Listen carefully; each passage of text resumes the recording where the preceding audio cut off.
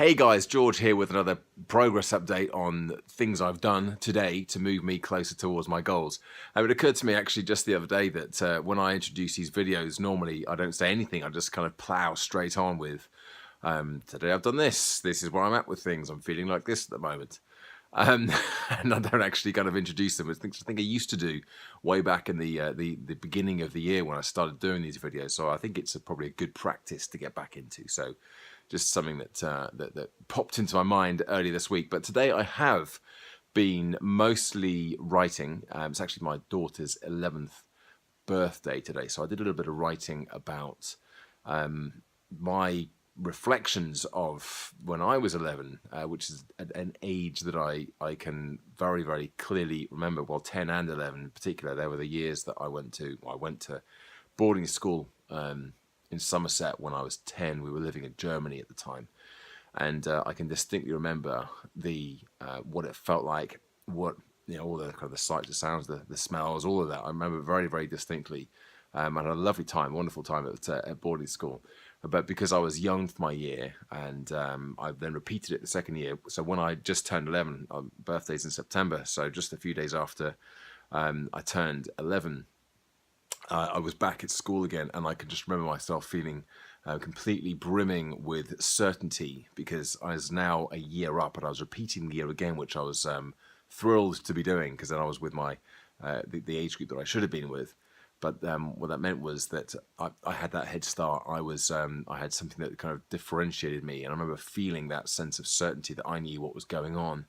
And everybody else was going to be kind of running around with their hair on fire, not really knowing, having a clue. Well, these are the 10, 11-year-olds, and I was going to be the one with the authority and the leadership. And when I kind of look back at that time now, and I remember that sense of certainty, that sense of kind of ownership of myself, and kind of knowing who I was way back then. And I look at where Fern is now, my daughter, and she's just turned that age as well. And I think, yeah, I can kind of see a lot of myself in her, and it also kind of makes me realise. I spoke about that book that I was looking at writing. That if only I knew then what I know now.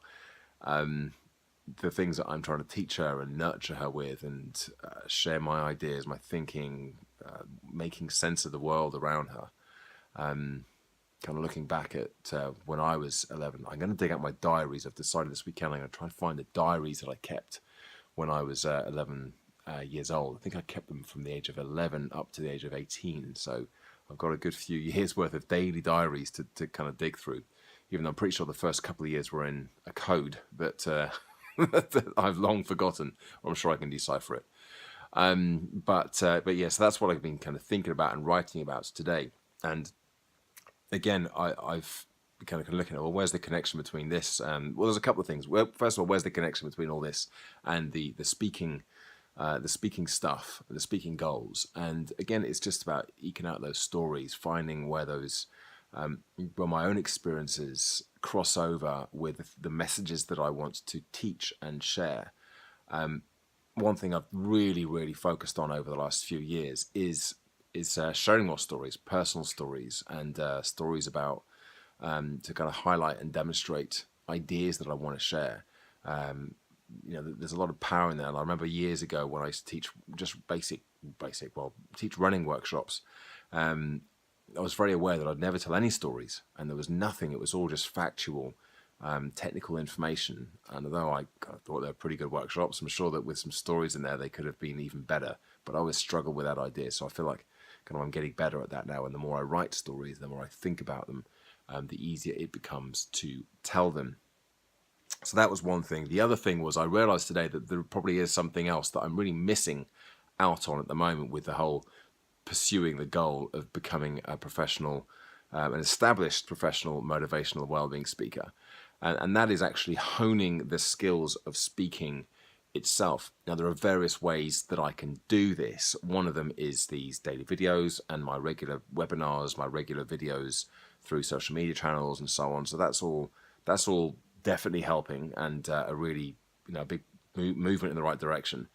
One is to keep going to things like Toastmasters, the PSA, Professional Speakers Association, which I've got to go back to. Hopefully I'll get back to that next month. But the other thing is actually crafting speeches, crafting talks, even if I'm not actually going to be giving them, just to keep coming up with new material, keep coming up with new talks, and putting these ideas into frameworks, into talks that I could then present to build up this catalogue.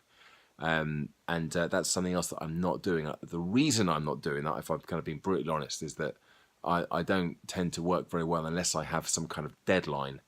And I'm hesitant to say, announce on one of these videos, right, I will come up with a talk in 2 weeks' time. Because I've got to kind of figure out how am I going to keep myself motivated, and is that going to be enough? And will I just feel like I've let me down and you down? Because I'm just speaking to me at the moment. Or would it actually have some hold over me, some power by technically announcing it? So I don't want to be piling too much on my plate, but at the same time, why not? Why not develop a talk? Why not develop new material? Put this into practice, into some sort of structure, even without the deadline. Maybe that is actually the thing I need to practice, is operating in a different way, which is operating in this downtime, operating without a deadline, without a big push. There we go. Somebody emailed me back, Mark, if you're watching this, Mark, thanks for the email. He mentioned that I'd been talking about journaling and how I was going to do journaling for 21 days as a bit of an experiment. That's still going, still really, really enjoying that. About a week into that little experiment now, and I think it's going to be something I continue with. In fact, I'm sure it is. And he said, well, you already are journaling, George. You're journaling. You've been doing it for 6 months on these videos. And it was like, yeah, okay, I guess I have been journaling on these videos, and these have been fantastic for me. Really, really good to share my ideas, to get down kind of where I am with things, and keep me focused on what it is that I'm doing day to day. The journaling I'm doing, the kind of writing I'm doing is very different to that, but it was a good point. It's a valid point, and I emailed back to thank him for that, because it was something that I never really thought of this as kind of as journaling, but I guess it is. So anyway, that's my check-in for the day. I've got a busy weekend of party stuff and travel and bits and bobs. So I will, of course, check in, but just think about how much I'm actually going to get done, what movement I'm going to make towards the goals.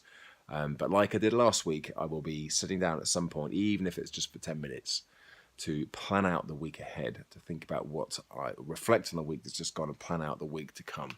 So I will be checking in at some point to reflect on the videos about that.